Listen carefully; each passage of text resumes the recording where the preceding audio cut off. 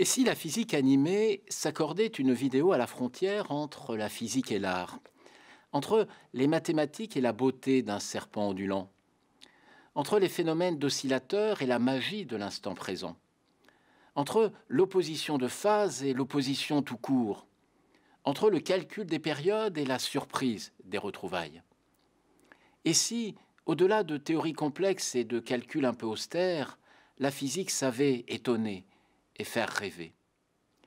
Nous allons, dans cette vidéo de la collection La physique animée, présenter un système, le pendule ondulant, qui se veut être à la fois sérieux et ludique, voire artistique, à l'image du Large Wave Pendulum du néerlandais Ivo Hofs.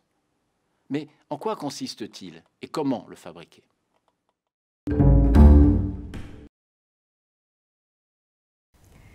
Prenons deux oscillateurs non couplés, comme deux pendules simples de longueurs différentes ou deux métronomes posés sur une table.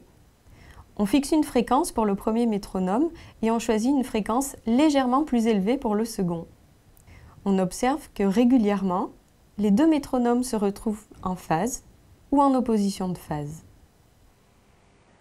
Et dans le cas des pendules simples, comment choisir leur longueur pour qu'ils se retrouvent en phase au bout de n oscillations du premier pendule? La longueur du premier pendule est choisie plus grande que celle du deuxième. La période du premier est donc supérieure à celle du second pendule, puisque T1 égale 2π fois la racine de L1 sur G, supérieure à T2. Supposons les deux pendules en phase à l'instant initial.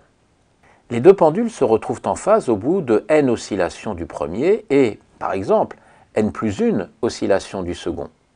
Ainsi, nT1 égale n plus 1 fois T2, soit n racine de L1 égale n plus 1 racine de L2. On en déduit ainsi la condition qui fixe la longueur du deuxième pendule si on souhaite que les deux pendules se retrouvent en phase au bout de n oscillations. Avec un premier pendule d'1 mètre de longueur, si l'on souhaite que les deux pendules soient de nouveau en phase au bout de 10 oscillations du premier pendule, la longueur du second devra être de 83 cm.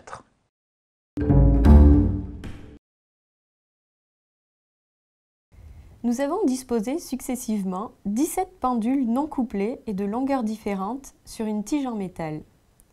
Les longueurs des pendules sont choisies pour que, si le premier a effectué 20 oscillations en 20 secondes, le second en a effectué une de plus, et ainsi de suite pour les suivants. Tous les pendules sont libérés en même temps de la même hauteur. On observe des motifs réguliers, composés par exemple de vagues, et de moments où certains groupes de pendules sont en phase ou en opposition de phase. Les pendules semblent avoir des mouvements coordonnés entre eux et se retrouvent tous en phase à la fin d'un cycle.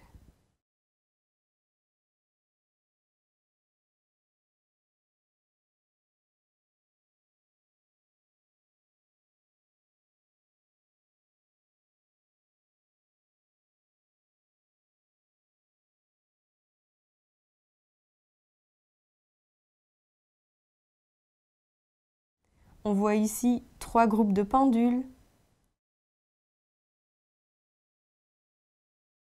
Là, 2 groupes en opposition de phase.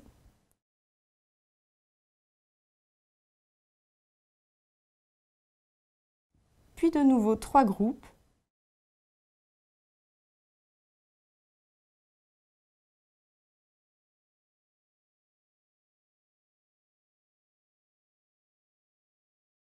Et la fin du cycle.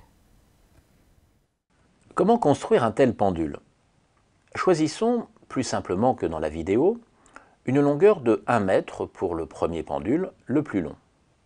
Comment déterminer les longueurs des différents pendules? Décidons par exemple que les pendules initialement tous en phase à l'instant initial se retrouvent de nouveau tous ensemble en phase au bout de 20 oscillations du premier pendule, le plus long. Le deuxième pendule aura oscillé durant 21 oscillations. Ainsi, 20 fois T1 égale 21 fois T2. Sa longueur est donc égale à 90,7 cm. De même, le troisième pendule aura oscillé pendant 22 fois sa propre période. Sa longueur devra être de 82,7 cm.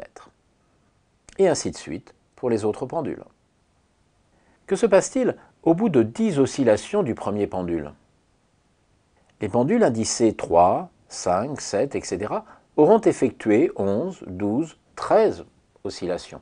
Ils seront donc en phase avec le premier pendule. Par contre, les pendules de rang pair auront effectué 10 et demi, 11 et demi, 12 et demi oscillations. Ils seront donc en opposition de phase avec le premier pendule. C'est bien ce que l'on observe sur la vidéo.